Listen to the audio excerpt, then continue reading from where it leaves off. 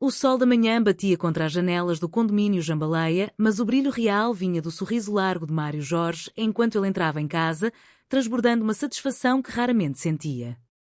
Ele olhou para Rita e, com o peito estufado, anunciou que tinha feito a venda, que tinha finalmente fechado a venda. Ele mesmo parecia não acreditar no próprio feito, mas a realidade era que ele havia vendido. Não era algo normal, ele admitia, mas reforçava para si mesmo e para quem quisesse ouvir que era um corretor muito bom. Ele havia saído com o objetivo de vender 2 quartos na Vila da Penha e, por uma reviravolta do destino de sua lábia, acabou vendendo uma kitnet na Ilha do Governador. Rita, no entanto, não compartilhava da mesma euforia e perguntou o que ele havia trazido para ela. Mário Jorge, com uma simplicidade quase infantil, respondeu que trouxe uma paçoca. Quanto à comissão, ele imaginava que seria o suficiente para que eles pudessem comer um cachorro quente na praia. A reação de Rita foi imediata e carregada de uma agressividade que Mário Jorge não compreendeu de imediato. Ela gritou que estava cheia de João Balai, cheia dele e, principalmente, cheia daquelas suas camisas floridas que ela não aguentava mais ver. Até a presença de Buzena ali na bancada parecia incomodá-la. Buzena, sempre pronta com suas histórias de pato branco, rebateu dizendo que estava quieta no seu canto e que nem tinha aberto a boca ainda, mas não perdeu a oportunidade de perguntar se Rita ia comer a paçoca, sugerindo que se não fosse comer, desse para ela. Rita, irritada, mandou que ela não se metesse, pois aquela era uma briga de marido e mulher. Buzena, com seu sotaque característico, comentou que eles estavam tal e qual Nhali Luizete e Pedro Foguete de sua terra natal e que ela já sabia exatamente como aquela história iria terminar. Mário Jorge, curioso apesar do clima tenso, perguntou quem eram essas pessoas.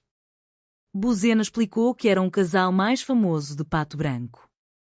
Nhali Luizete e Pedro Foguete se amavam muito e eram tidos como o casal modelo da cidade. Quando iam para a praça, o povo todo aplaudia. Mas, com o passar dos anos, a relação se desgastou. Nhali Luizete não suportava mais ver Pedro Foguete vestindo bermudas o dia inteiro. Mário Jorge estranhou o uso de bermudas em Pato Branco e Buzena confirmou que, mesmo no inverno, Pedro Foguete mantinha as bermudas até ficar com as pernas avermelhadas de frio. O sonho de Nhali Luizete era ver o marido vestindo calças compridas como todo mundo. O desgaste foi tanto que Nhali Luizete tomou uma medida drástica, mandou cortar fora as pernas de Pedro Foguete.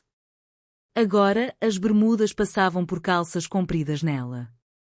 Buzena contou que ela cumpria pena até hoje na Penitenciária Municipal de Pato Branco, que era subordinada às Penitenciárias Unidas do Estado do Paraná. Pedro Foguete, por sua vez, não morreu, ele trocou de identidade e passou a se apresentar fazendo malabarismo sobre um skate. A conversa mudou de rumo quando surgiu a notícia de que a doutora Percy estava promovendo o encontro de casais. Mário Jorge e Rita foram sugeridos como participantes, mas a ideia de um encontro de casais no Jambaleia logo levantou suspeitas de que aquilo acabaria em algum tipo de libertinagem. No entanto, o evento era comandado pela terapeuta de Denise. Boatos sobre a doutora Percy começaram a circular, incluindo a história de que ela teria nascido homem e, após ser rejeitada pela corporação policial, decidiu se tornar psicóloga.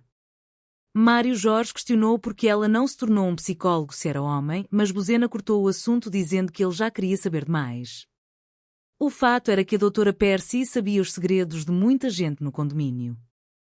Enquanto isso, Copélia, sempre irreverente, estava envolvida em um workshop de educação sexual.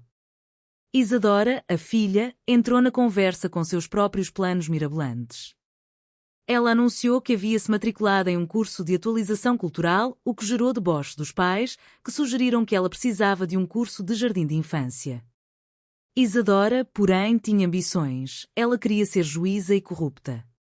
Seu plano era ser a maior ladra que o país já vira, posar nua para revistas e sair na capa do jornal todos os dias com a garantia da impunidade. O desespero dos pais com o caráter da filha era evidente. Mário Jorge lembrou que Isadora sempre foi um problema, desde os 3 anos de idade, causando vergonha por onde passava. A situação no apartamento ficou ainda mais caótica quando Tatalo chegou com péssimas notícias. Ele revelou que os gêmeos haviam mandado presentes para os avós, piolhos. A família estava infestada. o pânico se instalou, especialmente porque Rita e Arnaldo tinham o compromisso do encontro de casais organizado pela doutora Percy. Arnaldo, inicialmente relutante, concordou em ir por causa do pedido de Denise. Isadora aproveitou o momento para pedir dinheiro para ir a Brasília buscar uma indicação para ser juíza. Ela prometeu que, uma vez no cargo, distribuiria empregos públicos para todos, incluindo cargos de diretores em bancos e secretarias em um novo estado que estava sendo criado, Pururus do Norte. A promessa de cargos, carros oficiais e cartões corporativos convenceu a todos a contribuírem financeiramente para a viagem de Isadora. Arnaldo, Mário Jorge, Celina e até Buzena deram dinheiro, sonhando com a vida de luxo em Pururus, onde, segundo Isadora, nenhum cidadão poderia ser condenado por desvio de verba pública. O encontro de casais finalmente começou no salão de festas, mas o clima estava longe de ser harmonioso.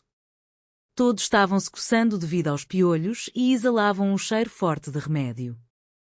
Dona Álvara, a síndica, apareceu com seu nariz sensível, reclamando do fedor e destilando veneno contra os moradores.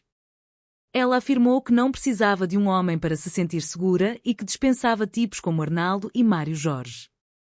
A tensão aumentou quando a doutora Percy iniciou a sessão de psicologia de confronto, expondo os desejos mais sombrios dos participantes, como o fato de Neiva ter vontade de envenenar a comida do marido. Copélia, agora parte da equipe como terapeuta sexual, incentivava todos a soltarem o grito primal, uma técnica que ela dizia ter ensinado uma vizinha chamada Dorothy, que agora uivava tão alto que ninguém mais dormia no bloco. A dinâmica do encontro exigia que os casais ficassem frente a frente para dizerem verdades dolorosas. Rita confessou que sentia cócegas e vontade de rir durante a intimidade, o que ofendeu Mário Jorge. Neiva admitiu o horror que sentia ao beijar o marido, justificando sua vontade de envenená-lo. Celina declarou seu desprezo pelas bermudas de Arnaldo e por suas canelas brancas. Em meio aos depoimentos dos filhos, Isadora e Tatal reafirmaram suas decepções com os pais, enquanto Mário Jorge relembrou a feiura de Tatal ao nascer, comparando um filhote de preguiça. Tatal tentou contar pela milésima vez a história de sua tartaruga Tuga, que foi comida por Mário Jorge e um amigo paraense em um ensopado feito no próprio casco.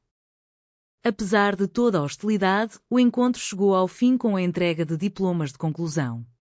A doutora Percy e Copélia incentivaram os casais a voltarem para casa e recuperarem a paixão.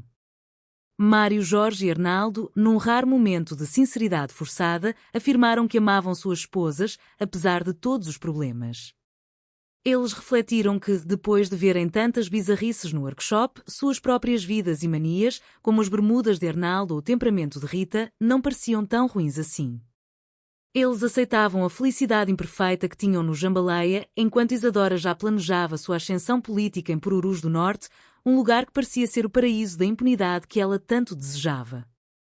O dia terminou com a promessa de cargos públicos inexistentes e a certeza de que, naquele condomínio, a normalidade era apenas uma ilusão passageira entre uma briga e outra.